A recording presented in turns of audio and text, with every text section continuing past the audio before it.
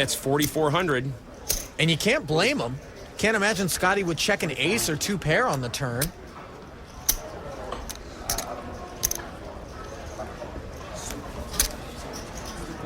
Scotty calls and rolls over the winner. You got lucky there, baby. Just like... Wow. You got to have a hand to bet, huh? Let's send it down to Leanne. Jamie, 11 hands and you're out. Did you come in trying to be this aggressive? No, he actually was much more aggressive on me. He's the first one who got me completely off my game. So he put me in a position where I overplayed a, less substantial hand. He completely outplayed me. He basically set me up for this hand, Got it. And it works out that he got, top pair also. But he played so well that I was pretty set up. So he made me kind of desperate. Okay. Peter, are you happy that you're done with Jamie in 11 hands? Well, obviously, I'm happy to go through. Yep. Yeah, I'm satisfied. All right, congratulations. Moving on. Thanks, guys. Thank you. Thank you. At the feature table, Scotty Nguyen with a slight chip edge over Gabe Kaplan. Blinds are still at 8 and 1,600. That last pot the two of these guys played is going to sit with Gabe now. He realizes that Scotty has taken some conservative lines in the match. Ace-5 suited for win. He calls. There's another example. Limping on the button with a suited ace. Flopperini here. Flop is fun, so. 10 tray for Kaplan. Scotty pairs his ace. All right, baby. Check, check. Looking to induce a bet from Gabe Kaplan on the turn. Scotty's ace, a big hand on that flop, and now even bigger as he's added a flush draw. Gabe bets 2,400. Gabe's drawing dead. Things working out exactly as Scotty wanted them to. He could easily raise here. But he just calls the 2,400.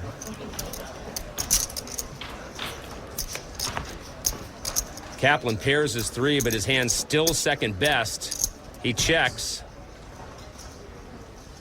Value bet time for Scotty with 8,000 in the pot. He bets 5,000.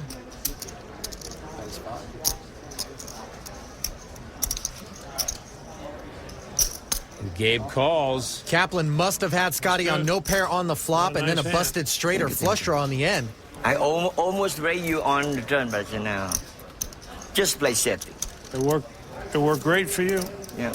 If Gabe didn't learn from the other pot, he's got to learn from this one. Scotty's playing conservative.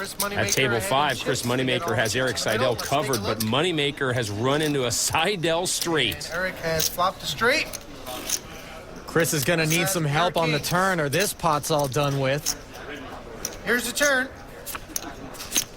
6 of spades. Moneymaker drawing dead. Seidel doubles up and takes a huge chip lead. Oh, we're stuck there. Moneymaker's really got his work cut out for him now. Jamie Gold catching the wrong end of a handshake against Peter Eastgate. And we just saw Chris Moneymaker taking a look at the foul side of a flop against Eric Seidel.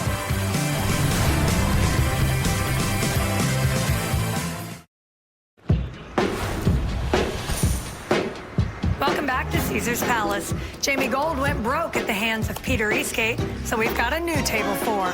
Jason Mercier is behind in chips to fill the Unabomber lock. Let's get to the action.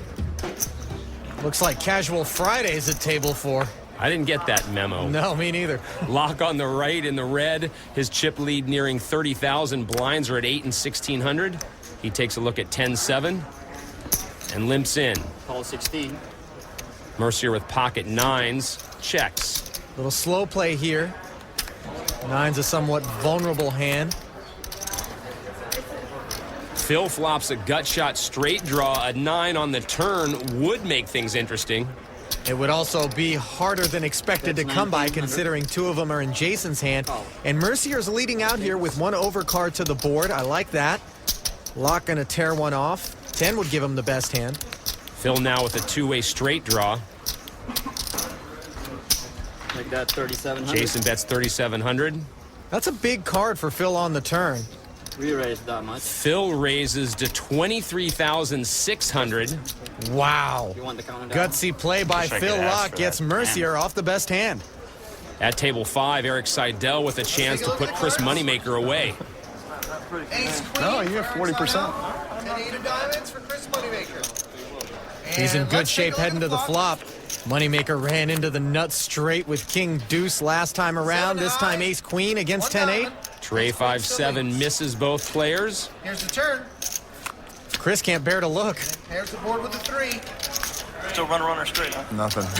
You just need an 8 or a 10. Turn pairs the board. No help to Moneymaker. He's down to one pull of the deck. Laak giving him the bad news. He's only got 6 outs. Another 7. Eric Seidel's Seidel is ace-queen on the holds, and he'll quarterfinals. continue his run, advancing to the round of 8. Eric really had been snake bit in this event. But now he's got himself into the round of 8. Will his hot streak continue? Don't let that look fool you. Eric Seidel is thrilled. Not so much, however, for Chris Moneymaker, as Eric is finally stringing some wins together here at Heads Up.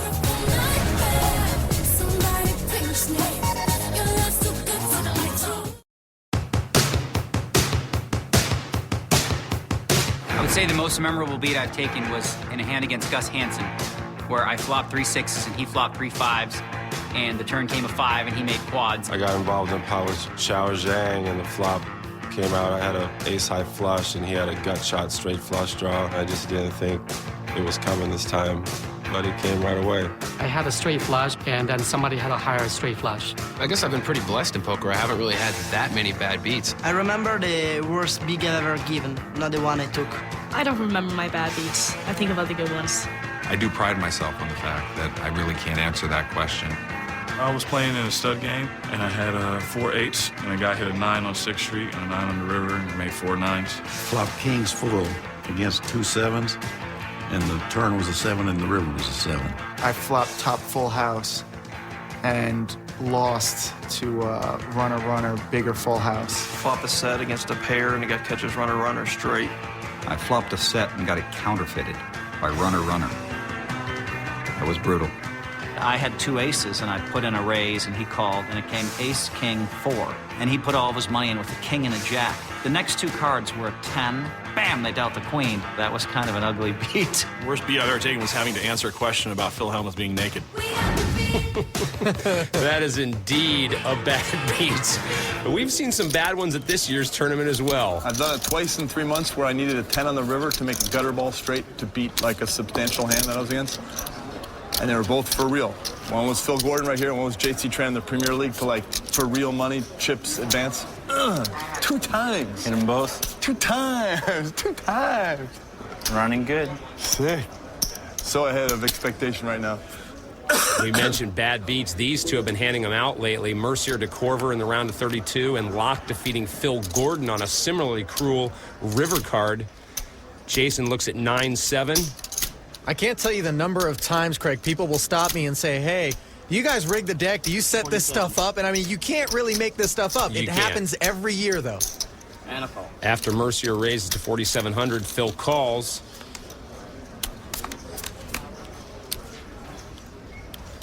Laak flops 2 pair. He checks.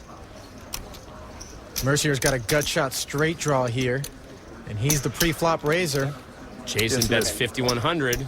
And there's the continuation bet. Everything standard so far. Raise 25,000. Phil raises to 25,100, and Jason quickly folds. We've talked about the bad beats these guys have been handing out. Now let's take a look at them. Jason Mercier took an ace-9 up against Peter DeCorver's ace-10 and spiked the good old 9 on the end to send Peter on his way. Easy breezy 3-outer there. Almost as nasty was what Phil Laak did to Phil Gordon. Told you I was running good. Gordon had king 5, flopped the king. Laak had a gut shot straight draw and binked a 10 on the end. Gave his 4-outer a kiss for good measure. 10 ball. 10 ball. Will it be another 10 ball for Laak in this match, or will Mercier come up with something good? I was thinking screwball. Screwball. Jason looks at king 8 suited. He limps in. Laak with king 5 suited. He checks.